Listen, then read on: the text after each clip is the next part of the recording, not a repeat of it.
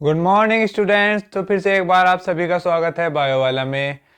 आज का टॉपिक है हमारा फर्टिलाइजेशन एंड इम्प्लांटेशन। कल हमने पढ़ा था मेंस्ट्रुअल साइकिल। जिन जिन बच्चों ने मेंस्ट्रुअल साइकिल की वीडियो नहीं देखी तो हमारे चैनल में जाके देख सकते हैं। मैंने बहुत अच्छे से एनसीईआरटी की एक एक लाइन कवर करी थी।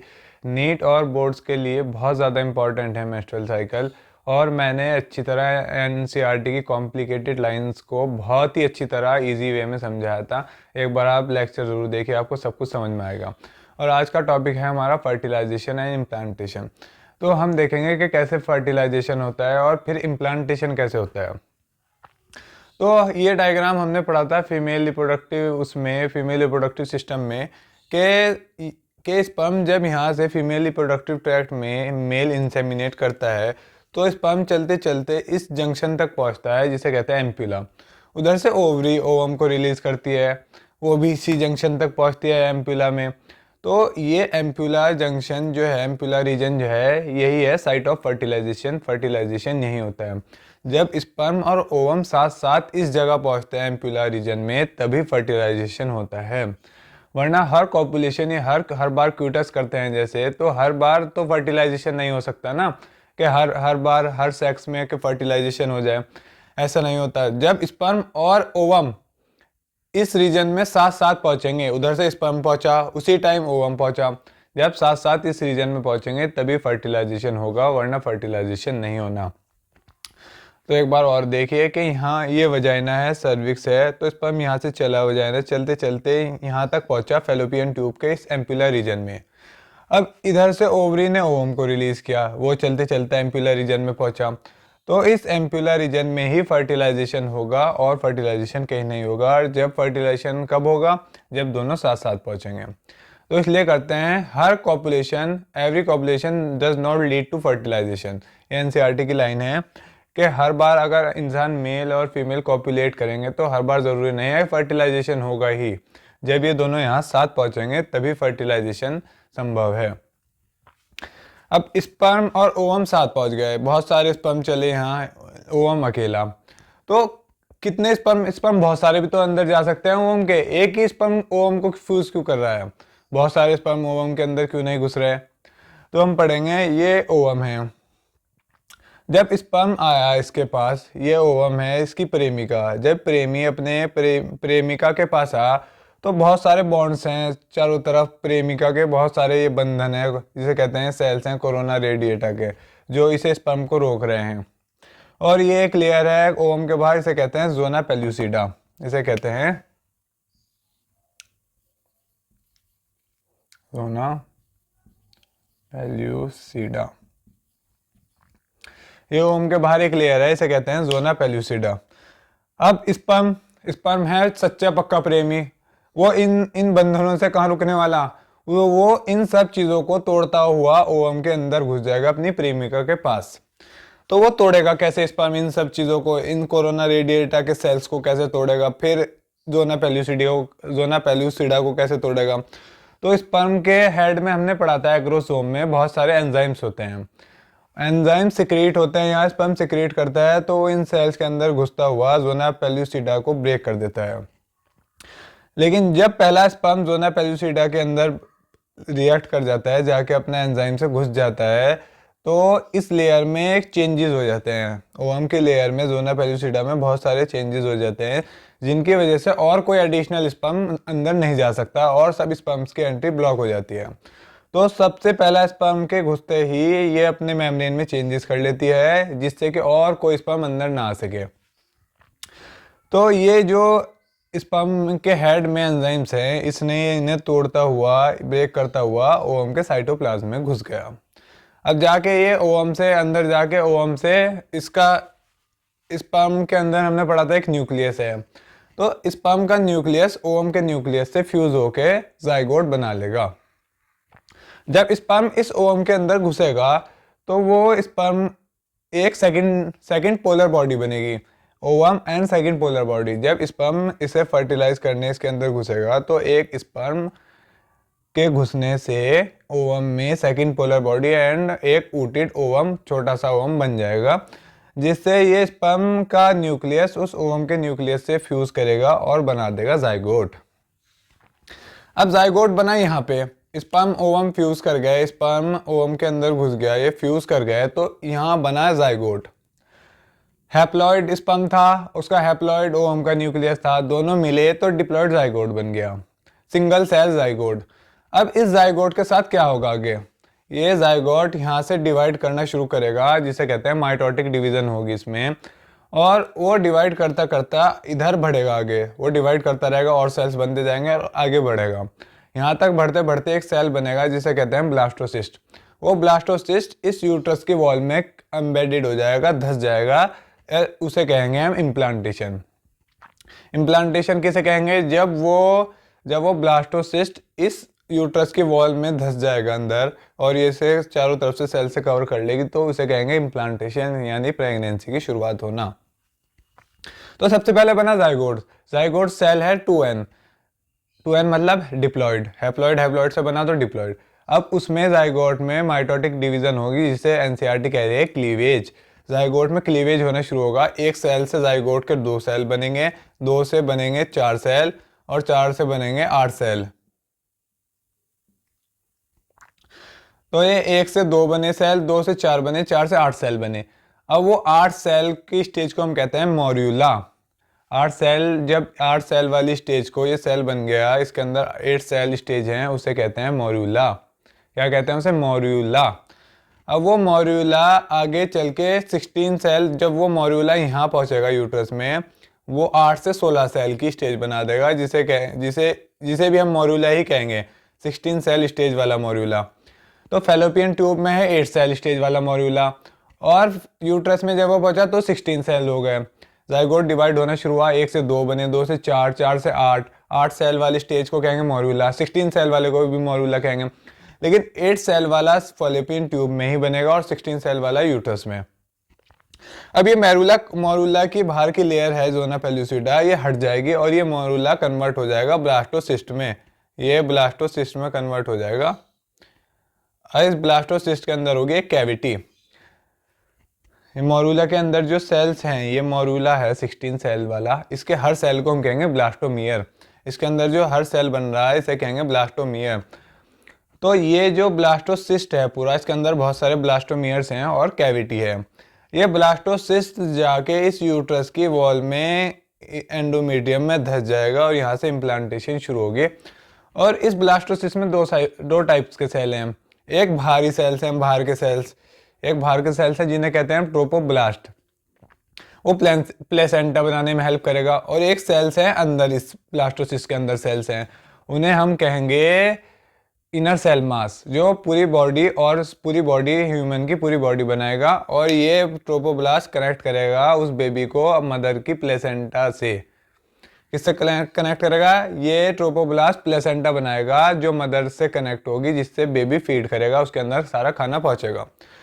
तो यहाँ तक आपको समझ में आया होगा, मैं आपको ये लिख के बता रहा हूँ, सब अभी लिखवा रहा हूँ, ये डायग्राम की मदद से आपको समझ में आया होगा कि सबसे पहले स्पर्म चला, स्पर्म ने चल के यहाँ एम्पुला रीजन में पहुंचा, उधर से ओवम इधर एम्पुला रीजन में पहुंचा, दोनों का फर्टिलाइजेशन हुआ। फर्टिलाइजेशन के बाद जाइगोट बना, जाइगोट डिवाइड होकर 2 सेल में बना, फिर 4 सेल में, फिर 8 सेल में। 8 सेल वाले को मॉड्यूला कह रहे हैं और वो फेलोपियन ट्यूब में है। उसके बाद वो मॉड्यूला आगे 16 सेल वाला मॉड्यूला बना जो कि यूट्रस में है। वो 16 सेल वाला मॉड्यूला डिवाइड होके ब्लास्टोसिस्ट बना। ब्लास्टोसिस्ट है वो मॉड्यूला की बाहर की लेयर टूट गई और ब्लास्टोसिस्ट बना, जिसके अंदर एक कैविटी भी है ब्लास्टोसिस्ट के अंदर, और ये ब्लास्टोसिस्ट जाके एम्बेडेड हो गया, धस गया यूट्रस की वॉल में, जहां से इम्प्लांटेशन शुरू हुआ। अब इस ब्लास्टोसिस्ट के अंदर 2 टाइप के सेल्स हैं, एक इसके बाहर के सेल्स हैं आउटर लेयर, जिन्हें कहते हैं ट्रोपोब्लास्ट, और एक इस ब्लास्टोसिस्ट में अंदर के सेल्स हैं जिन्हें कहते हैं इनर सेल मास, जो और पूरी बॉडी बनाती है बच्चे की, और ये ट्रोपोब्लास्ट बनाते हैं प्लेसेंटा, बॉडी प्लेसेंटा बनाते हैं, जिससे बेबी मदर से कनेक्ट होता है, जिसके जरिए खाना आता है। तो उम्मीद है आपको समझ में आया होगा। ये ओम का डायग्राम है, जो स्पर्म इसके अंदर घुस रहा है, इसे फर्टिलाइज कर रहा है, तोड़ के एक स्पर्म के घुसते ही ये बाकी सब स्पर्म की एंट्री को रोक देते हैं। तो इसके चेंजेस से, मेम्ब्रेन के चेंजेस से, तो और कोई स्पर्म अंदर नहीं घुस सकता। जब और कोई स्पर्म अंदर नहीं घुस सकता तो सिर्फ एक ही स्पर्म अंदर घुसेगा, और उसका न्यूक्लियस जाके इस ओवम के न्यूक्लियस से फ्यूज होकर जाइगोट बना देगा। तो ये आपको यहाँ तक समझ में आएगा। और ये स्पेस है, ये है जोना पेलुसिडा, ये ओवम की लेयर है, और इसके बीच में जो खाली स्पेस है इसे कहते हैं प्री वेटेलाइन स्पेस। और ये सेल्स हैं कोरोना रेडिएटा के, जिन्हें स्पर्म का हेड में एक्रोसोम्स की मदद से, एक्रोसोम में एंजाइम है उसके सिक्रीशन से ये स्पर्म इन्हें तोड़ के सब कुछ अंदर घुस रहा है ओवम में, इसके ओवम के साइटोप्लाज्म में। अब मैं आपको अच्छे से, ये डायग्राम था, मैंने आपको डायग्राम की मदद से बताया, उम्मीद है आपको समझ में आया होगा ये सब कुछ। अब मैं आगे आपको अच्छी तरह लिख के सारा बता रहा हूँ, तो 2 मिनट रुकिए, इसका इतने स्क्रीनशॉट ले लीजिए। तो आपने वो डायग्राम अच्छे से पढ़ लिए होंगे, आइए हम बताते हैं उनके बारे में। अब हमने पढ़ा कि स्पर्म ओवम के साथ फ्यूज़ कर रहा है इस एम्पुला रीजन में, फैलोपियन ट्यूब के इस एम्पुला रीजन में, और वो फ्यूज़ और फर्टिलाइज करके बना रहा है जाइगोट।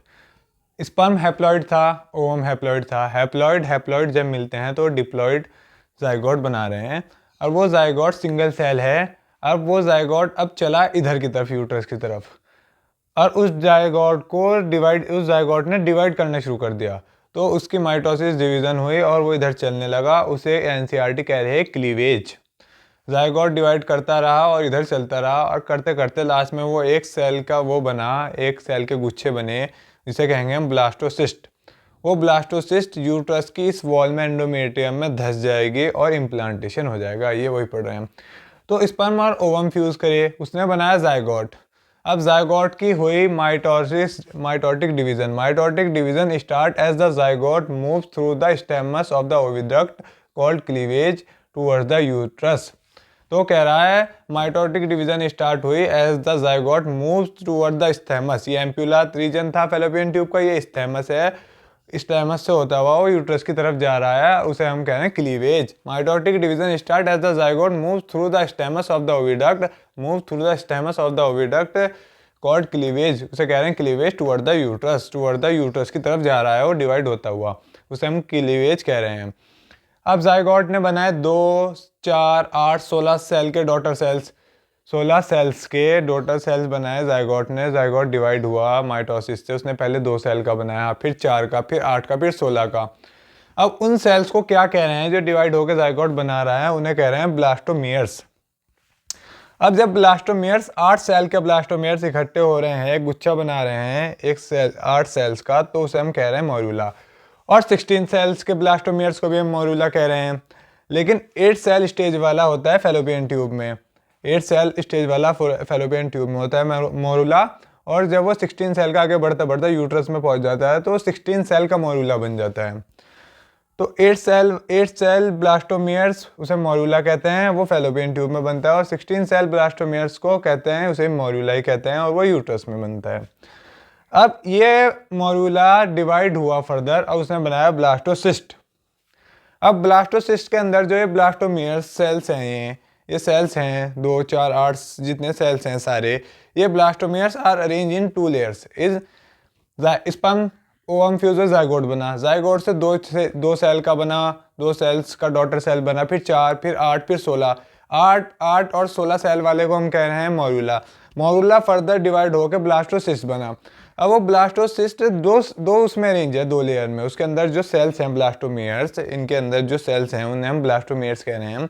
वो ब्लास्टोमियर्स 2 लेयर्स में रेंज है, एक आउटर लेयर और एक है इनर लेयर। तो आउटर लेयर को हम कह रहे हैं ट्रोफोब्लास्ट, आउटर लेयर को क्या कह रहे हैं ट्रोफोब्लास्ट, और इनर लेयर को कह रहे हैं स्टेम सेल्स।